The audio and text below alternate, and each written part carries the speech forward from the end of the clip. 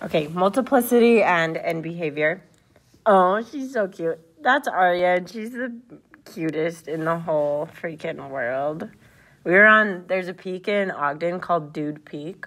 Super cool. You should look it up. I don't know if it's in Ogden, actually. It might be like Bountiful, North Salt Lake, but yeah. Anyways, multiplicity. So let's look at some graphs. So f of x equals x looks like that.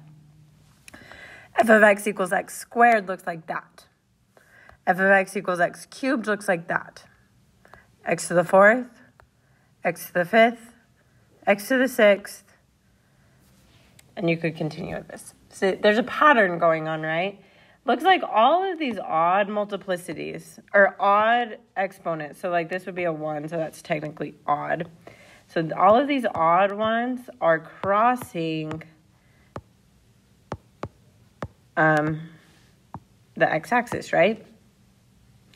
But, dun, dun, dun, all of the even ones are just touching it right here. See, these are just touching it.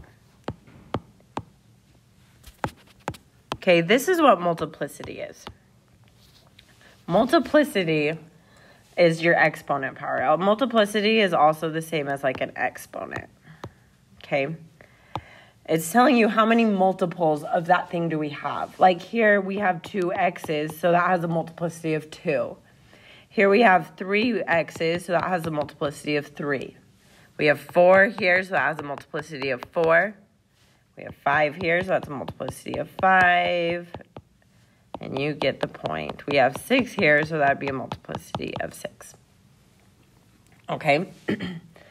So what this is saying is that even and odd multiplicity, so even roots bounce. So even roots just touch, whereas odd ones actually cross. Okay, this is going to be really important when we get to graphing. Now let's look at end behavior of these same graphs, okay? So end behavior, we want to look where these ends are going. So this one, and this is how you'll see it. So as x goes to negative infinity. What the heck does that mean? So as x goes to negative infinity, well, as x is going to negative infinity, that means x is getting smaller and smaller. So x is going this way. We want to know what y is doing. And we call y f of x. So f of x is going to, well, for the x function, f of x is going down. So this is going to continue to go down forever. So that is also going towards negative infinity.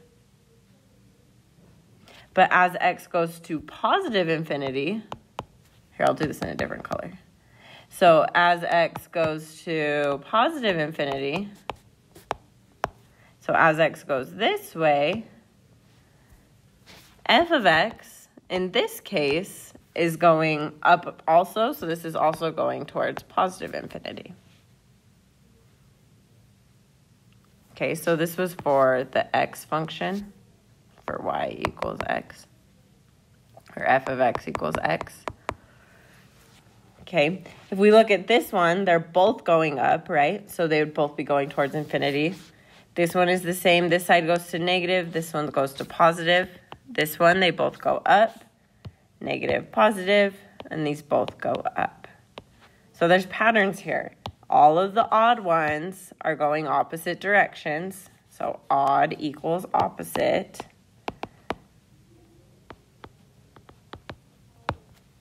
And then all the even ones are going the same direction. So even is the same. Okay, so if we look at this, even exponent ends go the same way. Odd exponent ends go opposite ways. So like x squared here, they're both going positive, right? If I did negative x squared, they're both going negative, so they're both negative. So even and positive, they both go up. Even and negative, they both go down. If it's odd and positive, left side goes down, right side goes up. If it's odd, starts negative, ends positive. If it's odd and negative, this should have had a negative right there. That's my bad. Negative. This should be f of x equals negative x cubed. It starts positive and ends negative, so it's just flip-flopped. Okay. Oh, look, I fixed it there. So if it's even and positive, they both go up. And when I say positive, I mean like the coefficient, like this whole thing is positive. This whole thing is negative. This whole thing is positive. This whole thing is negative. So even and positive, they both go up. Even and negative, they both go down. Odd and positive, it starts negative and ends positive. It always ends, like if it's positive, it's going to end positive. If it's negative, it's going to end negative. Okay? And we can think about this as the good, because they're both going the same way. This is the bad, they're both going down. And this is the ugly. Okay? They're going opposite ways of each other. Okay? So here's a little flow chart that you can make. It will probably help you out a little bit. Let's look at this. So we have 3x to the 5th plus 2x squared minus 4x plus 1. And we need to find the end behavior of this. Well, we're going to look at the highest exponent power. So we're going to look at that 3x to the 5th. Now this is positive, and it is an odd exponent. So this right here, this is where we get our positive, and this is the odd. So positive and odd, if I look at the chart,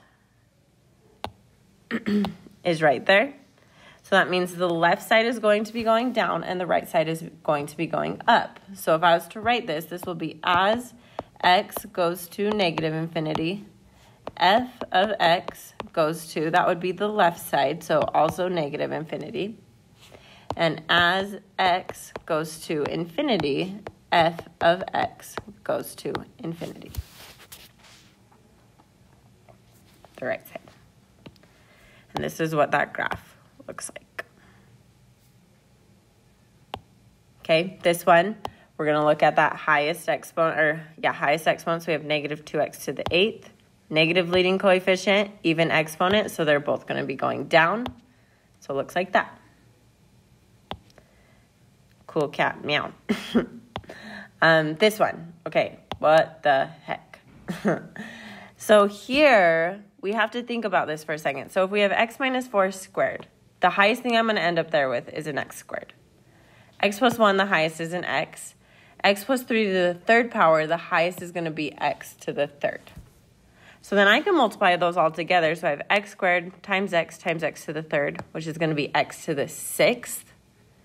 So then we can look at x to the 6th. Well, that's an even exponent, and there's no negative in front of it. The whole thing, so this is going to be a positive leading coefficient. So even and positive is that one right there, and both sides are going to be going up. This picture wasn't the greatest, but if you zoomed out a bunch, you could tell that they're both going up. Let's do another one. So I can just add these right here, because this will be like an x squared, so that's where I got this 2. This will be an x squared, which I got that 2. This is just an x where I got the 1. So this is the same as saying x squared times x, which would be 2 plus 1. So that is x to the 5th. Okay. It's an odd exponent, and it's a negative leading coefficient. So if it's odd and negative, it's that one right there. Starts positive, ends negative, which is exactly what it's doing. Okay, so why are we doing this? Well, we're going to have to graph this stuff. And so we need to know all of this so that we know how to graph it. So if we have x plus 1 squared times x minus 3, let's keep our chart there. So I'm going to first figure out what my end behavior is. So 2 plus 1 is 3, so this is going to be odd. Odd exponent with a positive leading coefficient. So that's what my end behavior is going to be doing. And this is going to be really important when we get to graphing it. Now we have to find our zeros. So x plus 1 equals 0, which means x equals negative 1. Multiplicity of 2. So I got the multiplicity from this exponent power right here. They match. Okay. And then we can set x minus 3 equal to 0. You get x equals 3, and this has a multiplicity of 1. Since there's no exponent there, we assume it's a 1. So even roots bounce. So even multiplicity bounces, odd crosses. Bounces, crosses. So here's our graph. I'm going to go to -1, and that's going to bounce, so I'm going to put a little b there. And I'm going to go to +3, and that's going to cross, so I'm going to put a c there. And this is where I look at my end behavior. So the left side is starting down, and it's going to go up, and it's going to end up going up on the right side. And then this is going to tell us what to do. So since that left side starts down, that's going to go up, and it's going to bounce off of that and come back down. And then it's going to cross through up there. Cool? Let's do this one. So 2 plus 5 is 7, so that means it's an odd power and a negative leading coefficient. So that's that one right there. X minus 2 equals 0, which means x equals 2. Multiplicity of 2. And I don't worry about this -3 here, because -3 will never equal 0. Okay. And then x minus 3 equals 0. Oh, multiplicity 2, it bounces. X minus 3 equals 0, so x equals 3. Multiplicity of 5, so that one crosses. So we're going to graph 2, and we're going to graph 3. So 2, it bounces, and at 3, it crosses. And this time I'm starting up, and I'm going to end down, so that's going to go through. It's going to bounce through that first one, and then it's going to cross through the second one. Okay, this one, so we have -x, x plus 3 cubed, and x minus 2 squared. So this time I'm going to do 1 plus 3 plus 2 because of this x right here. Technically, there's a 1 right there. So that means this has a multiplicity of 6. So this is an even power with a negative leading coefficient, which means they're going to both be going down. So then we have to set that one equal to 0 because there's an x, which means x equals 0 with a multiplicity of 1. And that one crosses. This is x plus 3 equals 0, which is x equals -3. Multiplicity of 3, and it crosses. X minus 2 equals 0, so x equals 2. Multiplicity of 2, and it bounces. So then we have an x equals 0, and that crosses. X equals -3, it crosses. X equals 2, and it bounces. And both sides are going to be going down. So that's going to start down, cross through the first one, cross through the second one, come up and bounce, and then go back down. Okay. Neato. Working backwards. So, whoops. We'll do this pretty fast. So if we're given zeros, 1, -3, and 4. Well, that means that x equals 1, x equals -3, and x equals 4. So I can turn these back into factors by just moving it over. So I'm going to subtract the 1 there, and I get x minus 1. Add the 3, I get x plus 3. Subtract the 4, I get x minus 4. Now what you need to do is just multiply that whole thing out. So if we multiply those first two, I get x squared plus 2x minus 3, and then multiply that by x minus 4.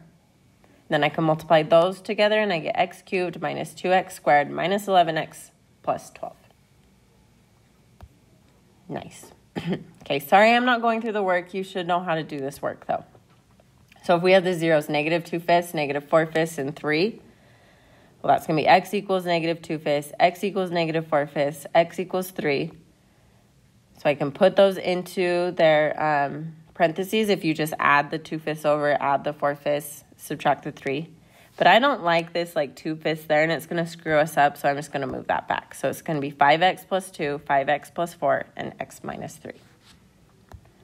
Multiply those first two out, you get 25x squared plus 30x plus 8 times x minus 3, and you end up getting 25x, that should be cubed. 25x cubed, my bad, minus 45x squared minus 82x minus 24.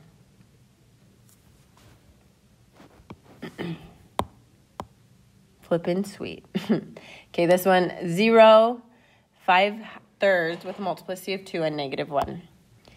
So that multiplicity of 2 is saying the same thing as saying we have 2 zeros at 5/3. So we can just write that as like x equals 5/3 twice. Put these into their parentheses. So x minus 5/3, x minus 5/3, and x plus 1. Move those over. So you get x, 3x minus 5, 3x minus 5, and x plus 1. Multiply those two, you get 9x squared minus 30x plus 25. Multiply those ones, you get 9x cubed minus 21x squared minus 5x plus 25. Finish by multiplying that x in. Okay. Again, sorry I didn't go through all this work. We just spent the whole last unit doing this. So hopefully you remember how to multiply these. Okay. Yep. And we are all done. Sweet. Bye.